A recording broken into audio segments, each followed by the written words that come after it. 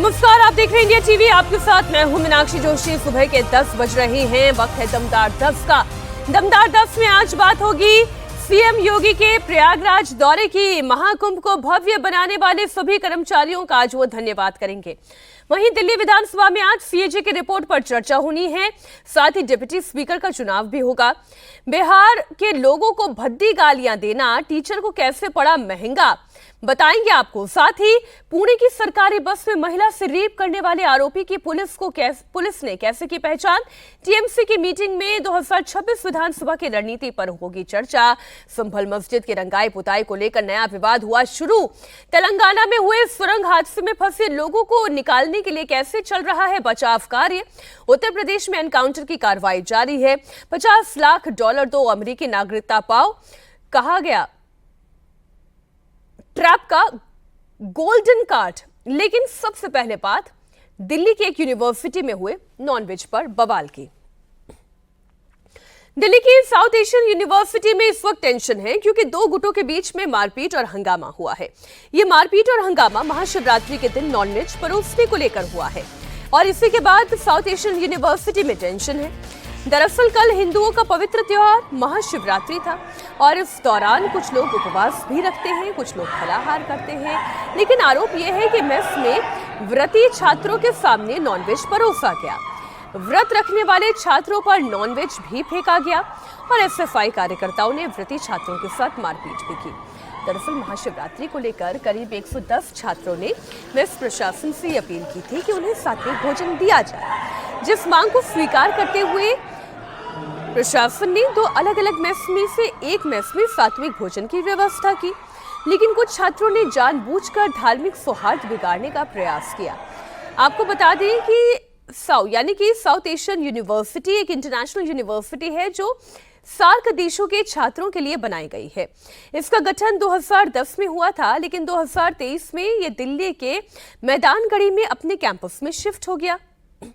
इस यूनिवर्सिटी में इंडिया, पाकिस्तान, अफगानिस्तान, नेपाल, श्रीलंका, मालदीव, बांग्लादेश का संयुक्त यूनिवर्सिटी है। जहां ये मारपीट हुई उसे लेकर पीड़ित छात्रों ने यूनिवर्सिटी प्रशासन से शिकायत भी की। बस सबने ब्रेकफास्ट किया, कोई दिक्कत नहीं थी। जब दिन में हम लोग लंच करने गए तो इन लोगों ने मतलब फलार दिया हमें, उसी की जस्ट बगल से इनने नॉनवेज का भी खाना रख दिया वहीं पे। तो एक भैया ने आके बस ये बोला मेस मैनेजर से कि आप यहाँ से नॉनवेज हटा दीजिए, क्योंकि कुछ लोग हैं जो फलार फिर नहीं करेंगे ना। हमारा वेज का एक काउंटर अलग होता है और नॉनवेज का अलग होता है। दूसरी मेस में भी क्या होता है ना, अगर वेज इधर रखा है तो नॉनवेज थोड़ा दूर रखा जाता है। लेकिन आज के ही दिन बिल्कुल प्रसाद के जस्ट बगल में नॉनवेज रख दिया गया, जानबूझ के हमें प्रोवोक करने के लिए कि हम कुछ ऐसा स्टेप ले कि जिससे लड़ाई हो और फिर हमारे ऊपर नाम आए कि हम लोग लड़ाई करते हैं। वो गलत चीज थी। हम लोग वहाँ पे अपनी प्रसाद लेने के लिए गए थे, लेकिन बगल में ही फिश रख दी है जो कि कभी रखी नहीं जाती। हमेशा फिश दूर रखी जाती है नॉनवेज, लेकिन आज जस्ट बगल में रख दिया है। और उसके बाद जैसे भैया हमारे सपोर्ट में आए तो उनके साथ साथ और भी जो लोग थे उन सबके ऊपर मछली फेंक दी गई थी, ये बताने के लिए कि मछली में कुछ नहीं है। ऐसा लाइक इन लोगों की लड़ाई कर ली, इन लोगों ने बेफालतू में लड़ाई की हमारे साथ। परमिशन ले रखी थी कि मेस में सिर्फ हमारा सात्विक भोजन होगा, तो हमें कोई दिक्कत नहीं है। हमने परमिशन ले रखी है तो कोई नॉनवेज नहीं होगा। तो जब उसमें आते हैं तो फिर उसमें नॉनवेज रखा होता है। तो हम लोगों ने सब लोगों ने बोला कि मतलब जो भी है दीदी आप एडमिनिस्ट्रेशन जो भी है आप इनको हटा दीजिए, हमारा ये हमने क्योंकि परमिशन ले रखी है। बट उन्होंने नहीं हटाया, वो बहस करने लगी। हमने कहा तो हम लोग एक हमारे कोई भैया आए थे, उन्होंने बोला था कि मतलब वो सपोर्ट करने के लिए आए थे, मैं हटा देता हूँ। जब वो हटाने लगी तो उन लोगों उनके ऊपर वो फेंक दी गई वो चीज। तो उसके बाद जब कोई हाथापाई हुई, उन भैया को आई थिंक लगी भी है थोड़ी चोट, तो ये सब हुआ था। इस वक्त हमारे सहयोगी कुमार सोनू लाइव जुड़ गए हैं। कुमार, जो छात्रों के बयान है उससे तो ये समझ में आ रहा है कि ये सब कुछ इरादतन किया गया। जब वेज और नॉन वेज की व्यवस्था ही अलग अलग होती है तो एक ही टेबल पर वो कैसे परोसा गया? देखिए बिल्कुल मीनाक्षी, कल दरअसल महाशिवरात्रि का दिन था और ऐसे में कई जो छात्र हैं उन्होंने व्रत रखा हुआ था। तो छात्रों से हमारी कई बात हुई तो उनका साफ तौर पर कहना था कि सुबह तो उन्हें जो है व्रत के हिसाब से भोजन दे दिया गया, लेकिन जब वो दोपहर में लंच करने के लिए मेस में पहुंचे तो उनके वेज खाने यानी कि जो उनका व्रत वाला खाना होता है उसके साथ नॉनवेज खाना रखा था, यानी कि फिश वगैरह परोसी गई थी कुछ लोगों को, कुछ छात्रों को। तो जिसका उन्होंने विरोध किया, उन्होंने जो मेस के इंचार्ज है उनको और दूसरे लोगों को जो है इस बारे में बोला कि भाई आप इस नॉनवेज खाने को सात्विक भोजन से बिल्कुल अलग कर दीजिए, क्योंकि शिवरात्रि का दिन है और बहुत सारे छात्रों का व्रत है। तो ऐसे में छात्रों का आरोप है कि जब उन्होंने इस बात की शिकायत की तो सामने से जो रिप्लाई आया वो ये कहा गया कि आपको खाना है तो खा लीजिए, खाना अलग अलग नहीं रखा जाएगा। जिसके बाद दोनों पक्षों के बीच में विवाद हुआ। विवाद के बाद जो है हाथापाई तक की नौबत आई। फिलहाल पुलिस मौके पर पहुंची, मौके पर देखा कि फिलहाल पूरा मामला शांत कराया जैसे तैसे। हालांकि दिल्ली पुलिस को इस पूरे मामले में अभी तक आधिकारिक तौर पर कोई शिकायत किसी भी छात्र से या किसी भी गुट से नहीं मिली है। हालांकि दिल्ली पुलिस का साफ तौर पर कहना है कि जो यूनिवर्सिटी प्रशासन है वो इस मामले की इंटरनली इन्वेस्टिगेशन कर रहा है, जांच कर रहा है और उसके बाद ही तस्वीर साफ होगी। कुछ छात्रों ने जो है वो शिकायत जरूर दी है प्रॉक्टर ऑफिस में इस पूरे मामले को लेकर, इस पूरे इंसिडेंट को लेकर, लेकिन जिस तरीके से ये आरोप लगाया, अगर ये वाकई में इन आरोपों में सच्चाई है तो कहीं ना कहीं ये किसी की धार्मिक भावनाओं को नुकसान पहुंचाने का मामला पूरा बनता है। हालांकि नॉनवेज खाना इतना बड़ा मामला नहीं है कि उसको अलग रखा जा सकता था, लेकिन अगर आरोप सही है तो उसको खाने को अलग क्यों नहीं रखा गया? खासतौर पर उस वक्त जब दोषी कोई है तो उसे उस मुताबिक सजा भी दी जानी चाहिए, क्योंकि ये तो किसी की धार्मिक भावना को आहत करने का कृत्य किया गया है। बहुत शुक्रिया आपका कुमार सोनू पूरी जानकारी के लिए। अगली खबर केंद्रीय विद्यालय की गालीबाज टीचर की। केंद्रीय विद्यालय की एक महिला टीचर को बिहार और बिहार के लोगों को गाली देना महंगा पड़ गया। केंद्रीय विद्यालय संगठन ने गालीबाज महिला टीचर को सस्पेंड कर दिया है। महिला टीचर का नाम दीपाली है और वो बिहार के जहानाबाद में पोस्टेड थी। दीपाली ने सोशल मीडिया पर एक वीडियो पोस्ट की जिसमें बिहार और बिहार के लोगों को गाली दी गई, अपशब्द कहा गया, अमर्यादित भाषा का इस्तेमाल किया गया। वीडियो वायरल होने पर महिला टीचर पर एक्शन भी हुआ है। दरअसल जहानाबाद पोस्टिंग से महिला टीचर दीपाली नाराज थी और उन्होंने सोशल मीडिया पर बिहार के लिए अपशब्दों का इस्तेमाल कर दिया। बिहार के लोगों को गाली देने लगी। पहले आपको महिला टीचर दीपाली का वो वीडियो दिखाती हूं जो उसने सोशल मीडिया पर शेयर किया। I am not kidding. The situation of Bihar is actually me being here. I can see it every day. The ground reality is Bihar is just no civic sense. Not even kidding. The people who want to travel from Bihar to Delhi, it is just people have made it so difficult for us because, oh God. They have zero civic sense. I mean it, zero civic sense. India developing country मुझे लगता है बस इसलिए है because Bihar है उसके अंदर. The day we remove Bihar from India, it will be developed. मुझे जो गुस्सा है ना इस पे, मतलब people have no civic sense. इन सबने. मैं तो बस ये सोचती हूँ कि केंद्रीय विद्यालय के कितने इंडिया में कितने सारे रीजन्स है, वो मुझे किसी भी रीजन में पोस्टिंग दे सकता था। मतलब लोगों को ना कोलकाता रीजन इतना पसंद नहीं है। मैं तो उसके लिए भी रेडी थी कि कोई बात नहीं यार, वेस्ट बंगाल भी कहीं पे भी दे दो, वेस्ट बंगाल में कोई दिक्कत नहीं है। मेरी फ्रेंड की पोस्टिंग आई है दार्जिलिंग, कैन यू इमेजिन। मेरी दूसरी फ्रेंड की पोस्टिंग आई है Silchar, north east, wow. Then मेरा एक फ्रेंड पोस्टेड है बैंगलोर में। मेरे से क्या दुश्मनी थी, मुझे इंडिया के वर्स्ट रीजन में पोस्टिंग दे दी। मैं अपनी फर्स्ट पोस्टिंग जिंदगी भर याद रखूंगी। मेरे को गोवा दे देते, कहीं भी दे देते, उड़ीसा दे देते, कोई दिक्कत नहीं थी मुझे साउथ में कहीं भी दे देते, मुझे कोई दिक्कत नहीं थी यार। हिमाचल साइड दे देते, मेरे को हार्ड स्टेशन ही दे देते, लद्दाख दे देते जहां पे कोई जाना नहीं चाहता, मैं जाने को रेडी हूं। नहीं दिया इन्होंने मुझे। ये बिहार को गाली देने वाली महिला टीचर पश्चिम बंगाल की रहने वाली हैं। वो उनकी पोस्टिंग केंद्रीय विद्यालय जहानाबाद में हुई, जिससे वो बहुत नाखुश है। वो उनकी बातों में दिख ही रहा है। वो कहने लगी कि उन्हें लद्दाख, गोवा, साउथ या किसी भी राज्य में क्यों नहीं भेजा गया, बिहार ही क्यों भेज दिया गया। और इसके लिए उन्होंने बिहार के लोगों के लिए अपशब्द कहे, उन्हें गालियां दी। हालांकि केंद्रीय विद्यालय संगठन ने उनकी पहली पोस्टिंग को ही आखिरी पोस्टिंग बना दिया। इससे गंभीर मामला मानते हुए तत्काल प्रभाव से महिला टीचर को सस्पेंड कर दिया। साथ ही सस्पेंशन के दौरान उन्हें मुख्यालय सारण के मशरक में ट्रांसफर कर दिया है और मामले की जांच के आदेश दे दिए गए हैं।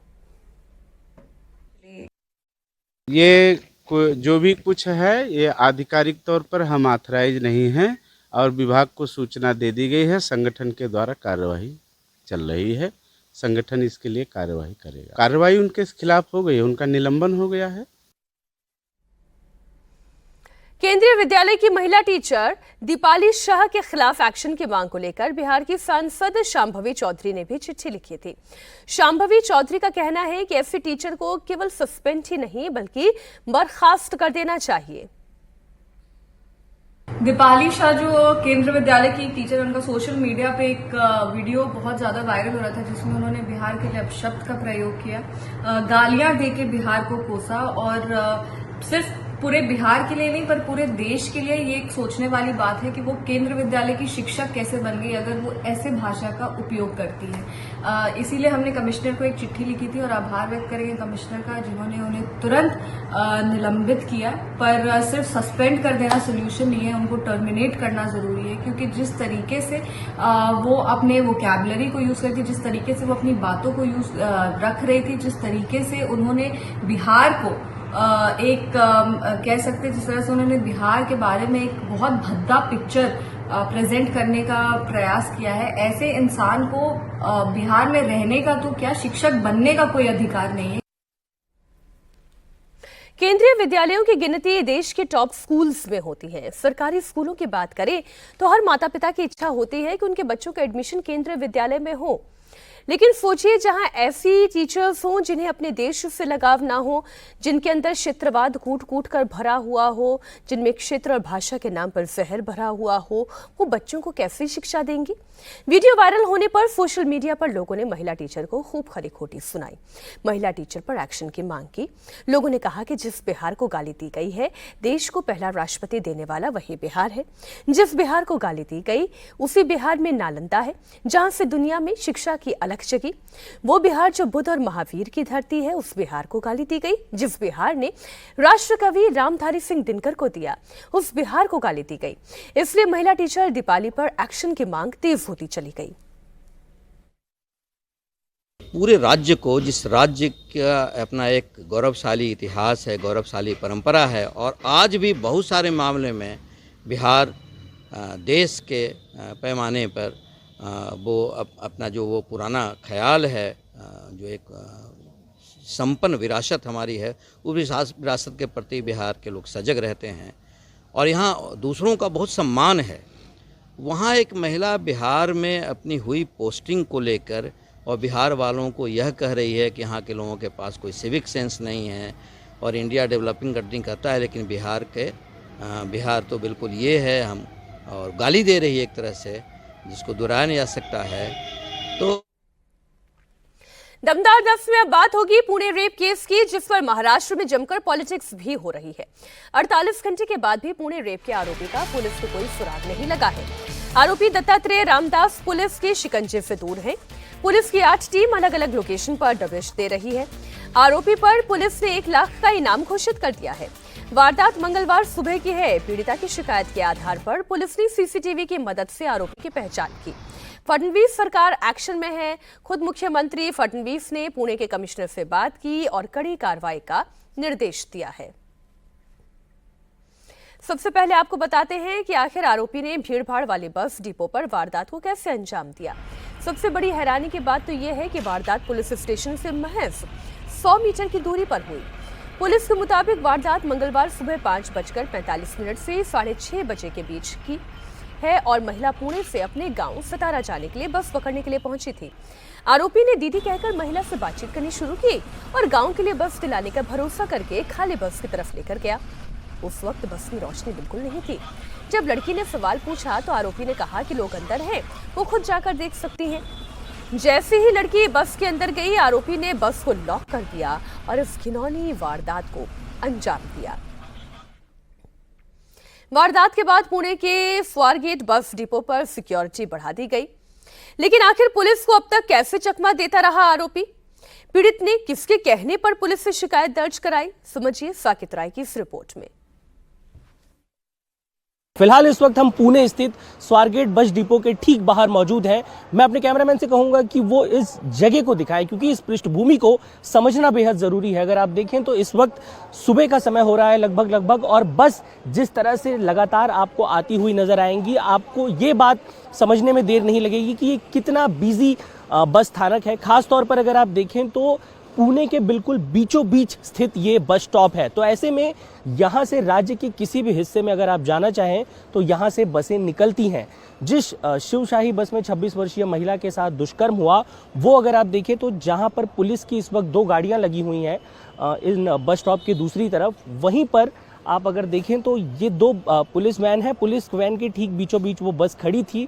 फिलहाल बस को फॉरेंसिक के लिए ले जाया गया है, पुलिस की टीम जांच कर रही है। तो यहीं पर वो बस खड़ी थी। जो व्यक्ति जिसने महिला के साथ दुष्कर्म किया वो पहले से ही हिस्ट्री शीटर है, उसके ऊपर कई आरोप लगे हुए हैं। खासतौर पर पुणे ग्रामीण के शिरूर पुलिस स्टेशन में उसके खिलाफ चोरी, चेन स्नैचिंग और उसके अलावा कई पहले से आरोप दर्ज किए गए थे। तो वो लगभग 5:30 बजे के आसपास की घटना रही होगी जब 25 तारीख को महिला यहाँ पहुंची। महिला को अपने गांव जाना था, सोलापुर के फलटन की वो रहने वाली थी। यहाँ से सोलापुर के लिए जो बस जाती है उसके बारे में झूठ बताकर आरोपी ने सबसे पहले तो महिला को गुमराह किया। उसने महिला से कहा कि आपको अगर सातारा जाना है, आपको फलटन जाना है तो आपको पहले से ही सीट रिजर्व करके रखनी पड़ेगी, क्योंकि काफ़ी ज़्यादा बसों में भीड़ होती है। तो ऐसे में आप अगर पहले से यहाँ पर आ जाए, पहले से बस में जाकर बैठ जाए, सीट रिजर्व कर लें, तो ऐसे में आपको आसानी होगी। महिला आरोपी का पुराना आपराधिक रिकॉर्ड भी सामने आया है। महिला को उसने कैसे अपनी बातों में फंसाया,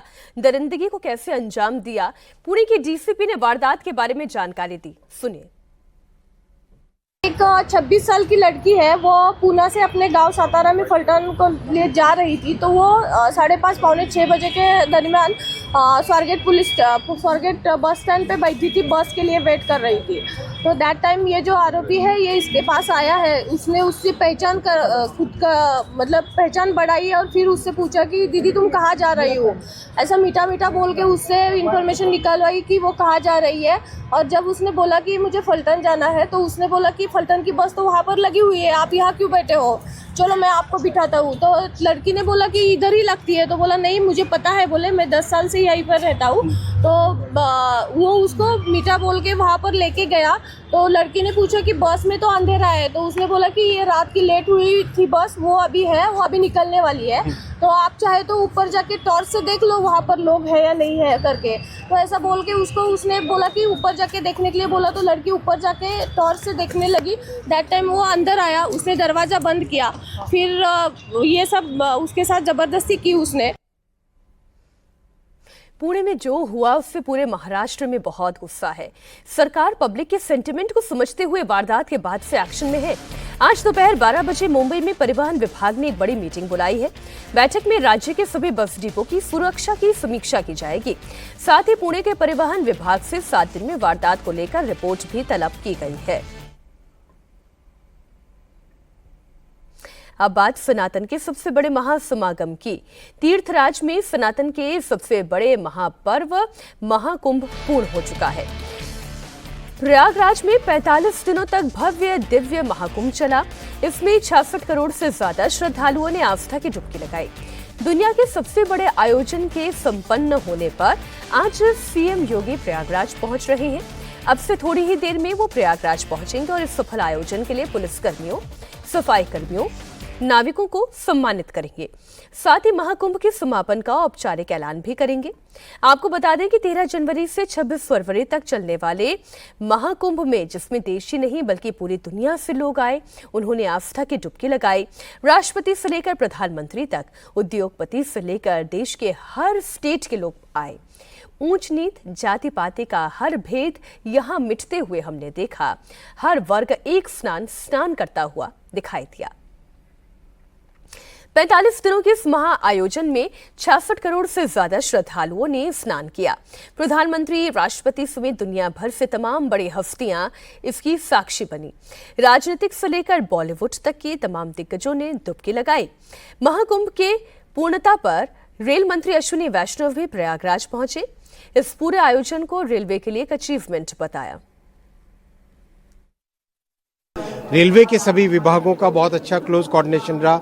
इस पूरे समागम में, इस पूरे महाआयोजन 45 दिनों में कोई एसेट, कभी कोई एक भी लोग को फेल नहीं हुआ, कहीं कोई एक भी दिक्कत नहीं आने दी। इस तरह की मेंटेनेंस की बहुत ध्यान रखा गया और विशेष ध्यान रखा गया कि सब जगह श्रद्धालुओं को प्रधानमंत्री श्री नरेंद्र मोदी जी ने हमेशा हमको ये मार्गदर्शन दिया कि इसको आप क्राउड की तरह न समझें, श्रद्धालुओं की श्रद्धा को समझें और श्रद्धालुओं की श्रद्धा और भक्ति में कैसे हम बढ़ा सकें, उनको कैसे सहयोग कर सकें, उस भावना के साथ काम करें। कई अच्छे इनोवेशंस हुए, जैसे खुसरो बाग का जो होल्डिंग एरिया बना, बहुत बड़ा इनोवेशन था। उसके कारण सर्ज क्राउड जब आया तो उसको मेंटेन करना आसान रहा। जिस तरह के होल्डिंग एरियाज बने, चाहे झूसी में हो, चाहे नैनी में हो, चाहे चौकी में हो, चाहे प्रयागराज जंक्शन में हो, चाहे प्रयाग स्टेशन में हो, उन सब के कारण, होल्डिंग एरियाज के कारण बहुत बेनिफिट मिला। आपस में विभिन्न सरकारों का और रेलवे का जो कोऑर्डिनेशन रहा, उसका भी बहुत लाभ मिला। इस सब से जो सीखने को मिला है, टीम पूरा उसका एक एनालिसिस भी करेगी।